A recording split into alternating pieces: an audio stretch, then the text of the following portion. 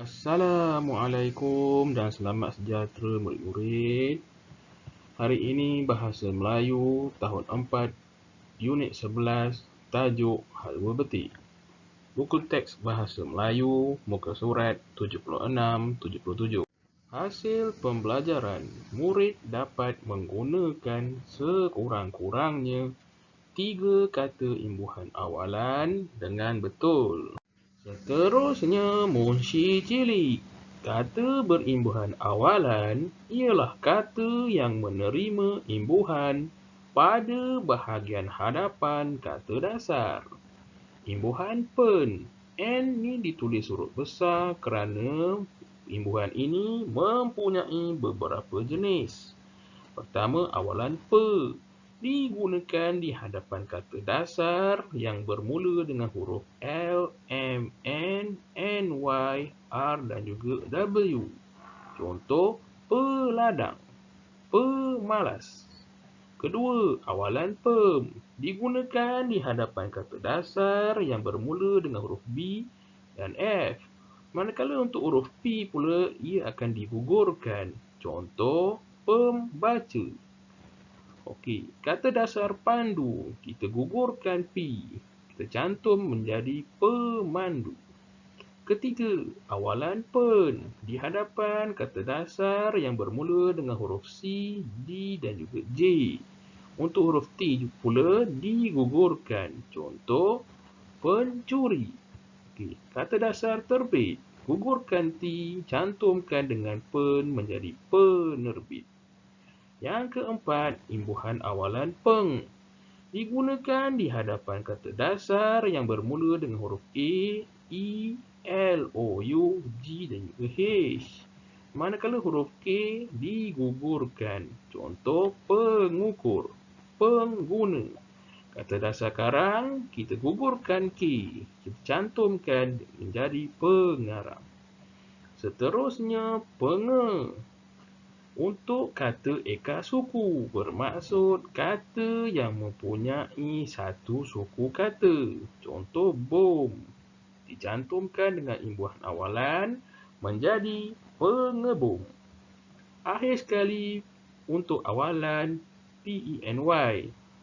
Okey, digunakan di hadapan kata dasar yang bermula dengan huruf S. Di mana huruf S digugurkan. Contoh, kata dasar sapu, gugurkan S, cantumkan menjadi penyapu. Imbuhan awalan ber juga ada variasi. Contoh, ber digunakan untuk kata dasar yang berhuruf awal R. Contoh, berasa, berehat, berunding. Bel digunakan hanya untuk kata dasar ajar. Belajar. Ber digunakan untuk semua kata dasar kecuali yang berhuruf awal R. Bercakap, berjumpa, berlari. Imbuhan awalan ke digunakan pertama menunjukkan nombor kedudukan. Contoh, Hasan ialah anak yang kedua. Kemudian menunjukkan maksud semua dikira sekali. Ketiga-tiga orang pelajar itu ialah rakan saya. Ketiga, digunakan untuk membentuk kata nama terbitan. Contoh, Saiful menjadi ketua dalam kumpulan itu. Seterusnya, imbuhan awalan men. Ada juga variasinya. Pertama, awalan mem digunakan di hadapan kata dasar yang huruf awalnya B, F, V dan P. Contoh, membuat, memfatwa, memproses. Kedua, awalan men digunakan di hadapan perkataan yang kata dasarnya bermula dengan huruf C, D, I dan Z. Contoh, mencuci, mendapat, menjemur. Ketiga, awalan meng digunakan di hadapan perkataan yang kata dasarnya bermula dengan huruf A, E, G, H, I, K, O dan juga U.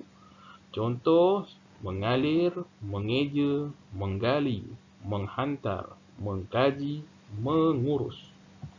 Akhir sekali, menge digunakan untuk satu suku kata. Ini contoh satu suku kata. Bom, cat, lap, pam. Jadi contohnya mengebom, mengecat, mengelap, mengepam. Akhir sekali, imbuhan awalan di ialah awalan yang digabungkan dengan kata dasar untuk membentuk kata kerja pasif.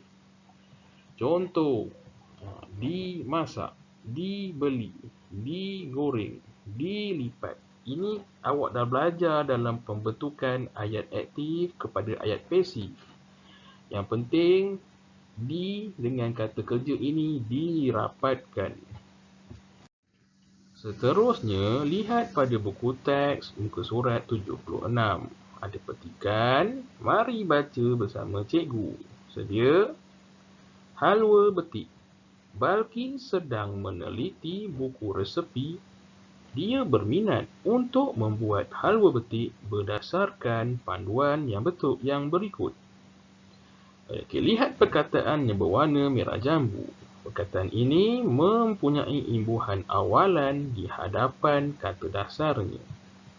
Seterusnya, sebelum kita masak halwa betik, kita kena sediakan bahan-bahan. Bahan: sebiji buah betik muda, 3 sendok gula mengikut tahap kemanisan, 1 sudu kapur siri.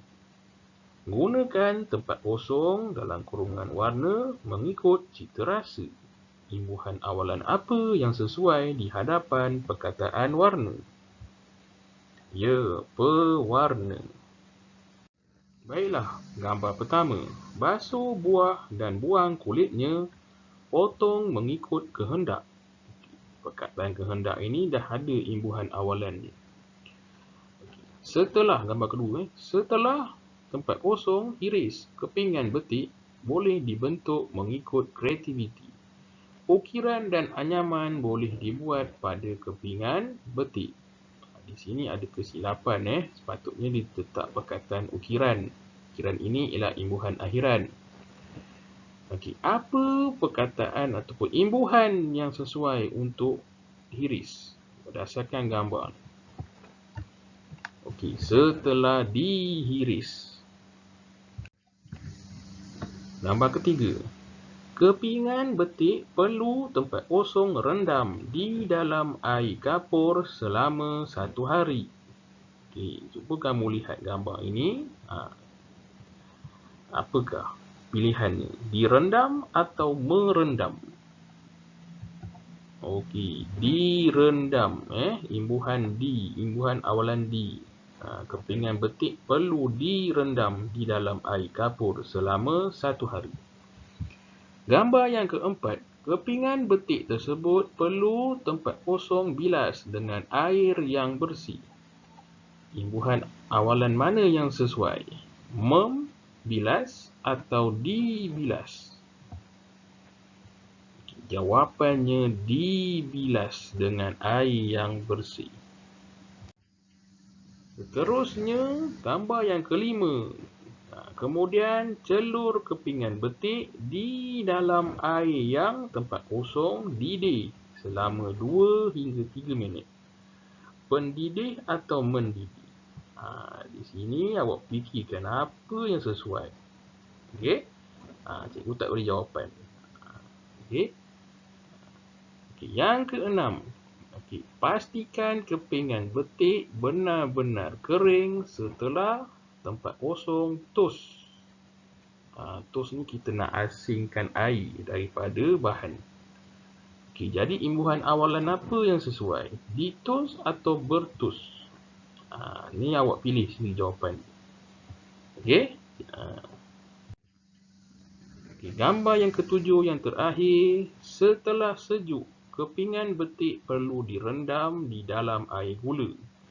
Okey, di sini pun ada kesilapan. Sepatutnya dia tak boleh letak tu. Kena letak lakukan proses di atas sehingga gula menyaluti kepingan betik.